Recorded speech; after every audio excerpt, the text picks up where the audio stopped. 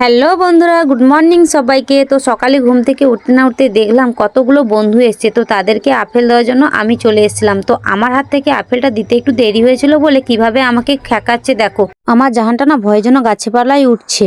ওই হনুমানটা না ল্যাচ কাটা আছে, যার জন্য না এত রাগ, তোমরা দেখে নাও। তো বন্ধুরা, আমার আপেলটা দেওয়ার পরে আমার শাশুড়ি মা দেখো আপেল, কলা, শশা সব নিয়ে দৌড়েচ্ছে।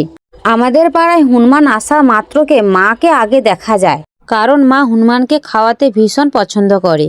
বাড়িতে যাই থাকুক না কেন, আলু হোক বা বেগুন বা বিস্কুট বা কলা যাই থাকুক না কেন, মা ওদেরকে খাওয়াতে চলে যায় আগে। মা আজকেরও কিন্তু হাতে কলা, আপেল আর শশা নিয়ে এসেছিল, কিন্তু ওরা কিন্তু শশা খায় না, ঠান্ডা তো তার জন্য শশা খায় না। ওরা আপেল, কলা, বিস্কুট এইসবই কিন্তু খায়। এদেরকে তো খাওয়ানো হয়ে গেছে। তো এবারে চলো আমার সেনো কাকা শ্বশুরের বাড়িতে একজন আছে, ওকে খাওয়াতে যাব। তাদের বাড়ি নতুন মন্দিরের চূড়ার উপরে কি সুন্দর বাবু হয়ে বসে আছে দেখো। ভিডিওটি ভালো লাগলে অবশ্যই লাইক, কমেন্ট, শেয়ার করে দিও।